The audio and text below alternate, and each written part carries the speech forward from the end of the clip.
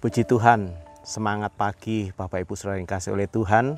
Biarlah pagi hari ini kita mau sambut kebenaran firman Tuhan untuk melandasi setiap dasar langkah-langkah kehidupan kita. Kita akan melihat di dalam Amsal pasal yang keempat, ayat yang ke-23. Jagalah hatimu dengan segala kewaspadaan, karena dari situlah terpancar kehidupan. Puji Tuhan, keadaan hati kita itu akan mempengaruhi seluruh kehidupan kita, baik sikap, perkataan, maupun juga tindakan kita. Semuanya itu ditentukan oleh keadaan hati kita. Jika hati kita penuh sukacita, maka akan ada senyum, akan ada muka yang ceria. Tetapi sebaliknya, bila hati kita sedang menghadapi masalah, maka di situ pun akan terlihat bagaimana perkataan kita, tindakan kita pun akan terasa pahit, Tidak ada sukacita di dalamnya. Untuk itulah mari kita harus jaga, kita harus perhatikan dengan baik agar hati ini tidak menimbulkan sesuatu yang tidak baik atas kehidupan kita dan masa depan kita. Hanya kita sendiri yang bisa mengendalikan keadaan hati kita. Siapapun tidak bisa mengendalikan hati kita. Bahkan Tuhan sendiri hanya bisa mengingatkan. Tetapi sekali lagi keputusan ada di dalam diri kita sendiri. Kalau kita lihat di dalam Kejadian 4 ayat 6 sampai ayat yang ke-7, firman Tuhan kepada Kain, "Mengapa hatimu panas dan mukamu muram? Apakah mukamu tidak akan berseri jika engkau berbuat baik? Tetapi jika engkau tidak berbuat baik, dosa sudah mengintip di depan pintu. Ia sangat menggoda engkau, tetapi engkau harus berkuasa atasnya." Dari ayat ini kita bisa memperhatikan bahwa Tuhan hanya bisa mengingatkan, tetapi yang bisa menguasai, yang bisa mengendalikan hati adalah diri kita sendiri. Yang menjadi pertanyaan, mengapa kita harus menjaga dan memperhatikan hati kita? Kalau kita belajar dari kebenaran firman Tuhan, maka kita akan melihat bagaimana keadaan kondisi daripada hati itu. Yang pertama, kita harus ingat bahwa hati itu adalah kekuatan kita. Kalau di dalam Amsal pasal yang ke-24 ayat yang ke-10, "Jika engkau tawar hati pada masa kesesakan, kecillah kekuatanmu." Kita bisa lihat di sini bahwa hati itu adalah sumber kekuatan hidup kita. Dikatakan kalau hati kita tawar, kalau hati kita lemah, maka di situ juga kekuatan kita akan menjadi lemah. Contoh, Saul dan bangsa Israel pernah mengalami kekalahan sebelum berperang. Ketika diperhadapkan dengan Goliat, maka dikatakan mereka menjadi tawar hati. Mereka tidak berani menghadapi tantangan. Karena apa? Karena hatinya sudah kecut, hatinya sudah tawar.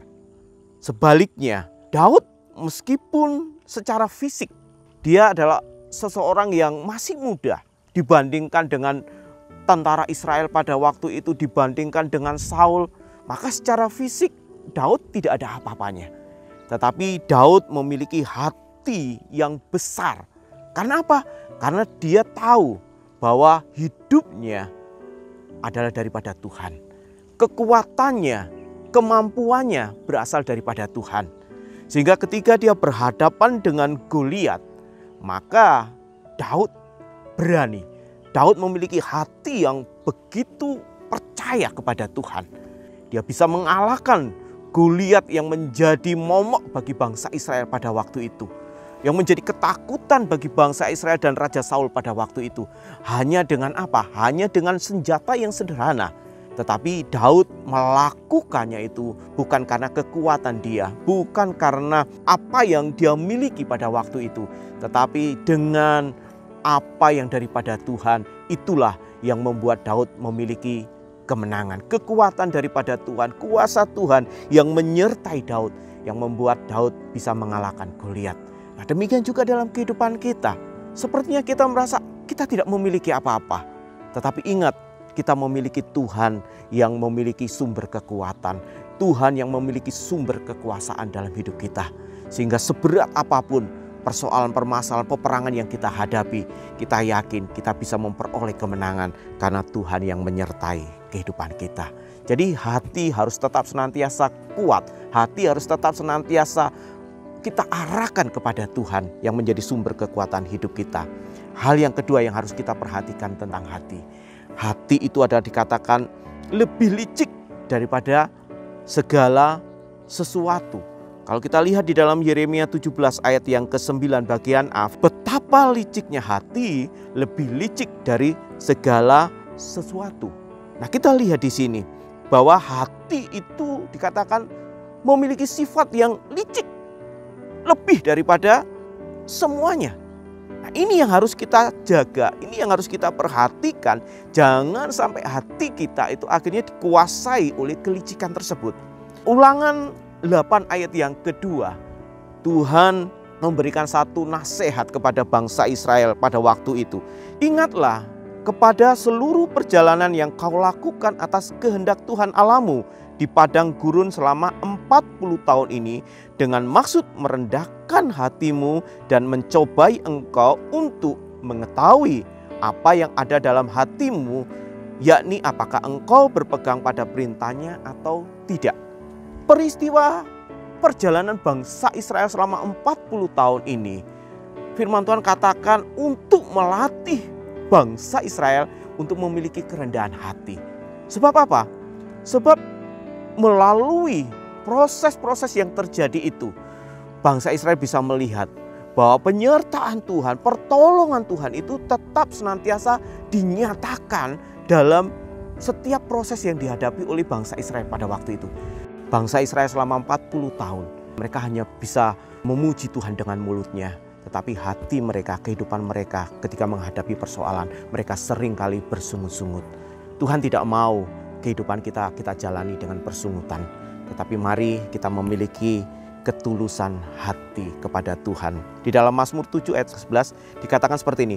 Perisai bagiku adalah Allah yang menyelamatkan orang-orang yang tulus hatinya.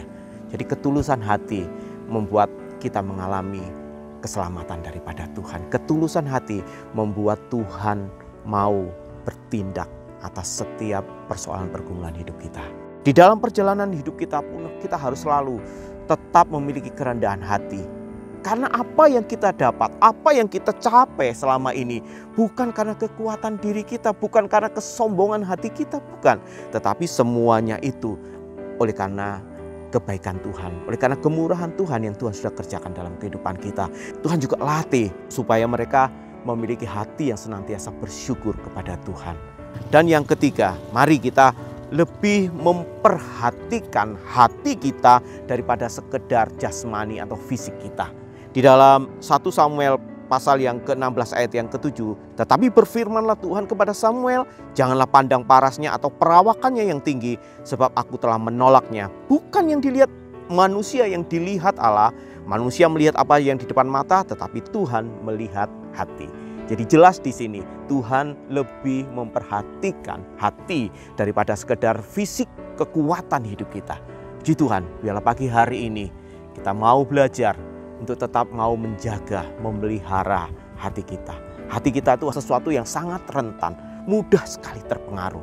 Tetapi kalau kita serahkan kehidupan kita, kita serahkan hati kita kepada Tuhan, maka Tuhan yang akan selalu menyertai, Tuhan yang selalu menjadi penolong di dalam kehidupan kita. Mari kita berdoa.